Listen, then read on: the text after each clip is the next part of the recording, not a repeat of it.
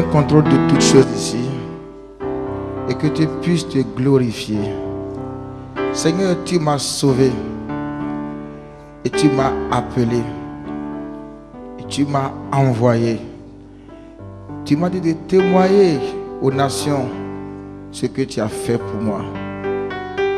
Et tu m'as dit en ce jour, n'importe où j'irai pour témoigner de ta part, tu vas te glorifier.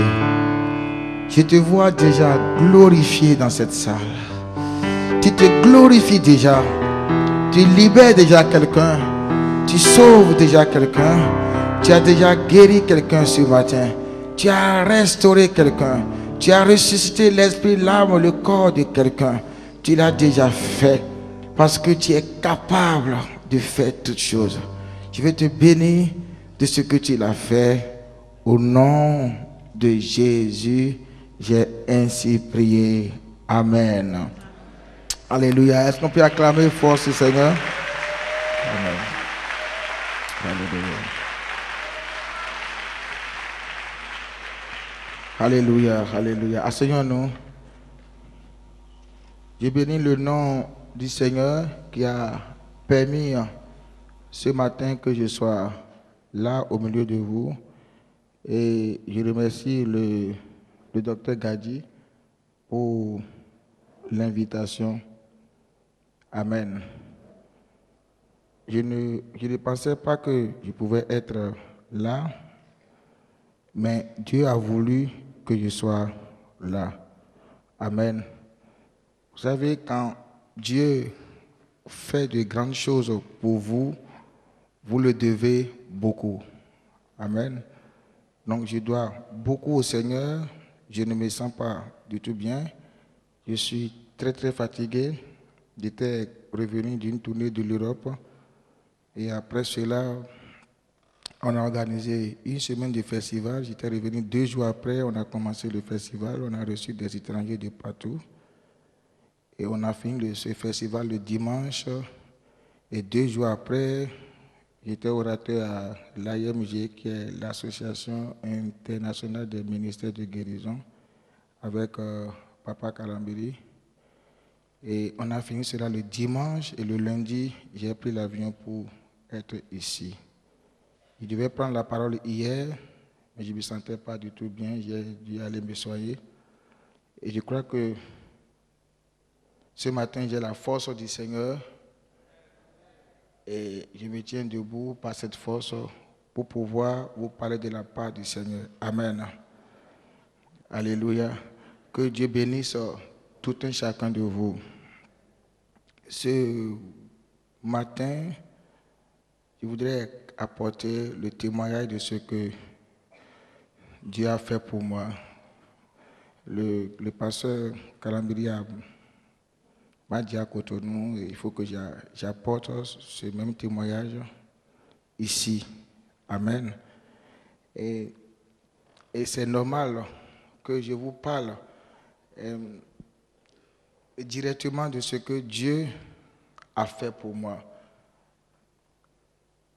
Peut-être sans cela, je ne pourrais pas servir Dieu.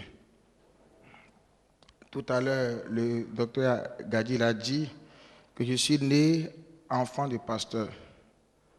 Ma maman est prédicatrice, mon grand-père était évangéliste, mon papa pasteur, le père de mon grand-père maternel évangéliste, mon grand-père évangéliste, ma maman évangéliste jusqu'à ce jour. Donc, je suis né dans la maison de Dieu, je suis né et j'ai vu mon papa servir Dieu. Je le suivais pour aller partout et je n'étais pas sensible à l'évangile. L'évangile pour moi, c'est le métier qu'exerce mon papa. Donc je regardais cela et puis on nous obligeait à lire des versets bibliques, à prier chaque matin à 5 heures et tous les soirs avant d'aller se coucher, on devait prier et quand tu ne faisais pas cela, on te frappait. Et on t'obligeait à le faire. Et quand tu ne récites pas bien les versets bibliques, tu n'as pas droit au petit déjeuner. Donc pour moi, je lisais la Bible pour avoir mon petit déjeuner. Amen. Et je croyais que j'étais chrétien, mais il a plu à Dieu de me faire passer par beaucoup de choses. Je ne pourrais pas témoigner en un mot tout ce que Dieu a fait. C'est tellement énorme, mais je vais toucher à certains aspects seulement. Amen. Alléluia. J'aimerais que nous ouvrons la Bible dans Romains 8. Nous allons lire à partir du verset 28. Ce matin, quand je méditais, Dieu m'a conduit dans ce passage.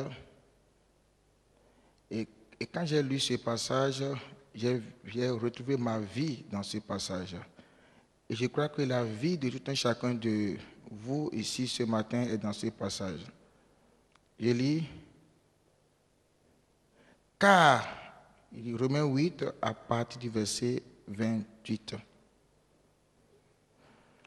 Nous savons du reste que toute chose coopère au bien de ceux qui aiment Dieu, de ceux qui sont appelés selon son destin.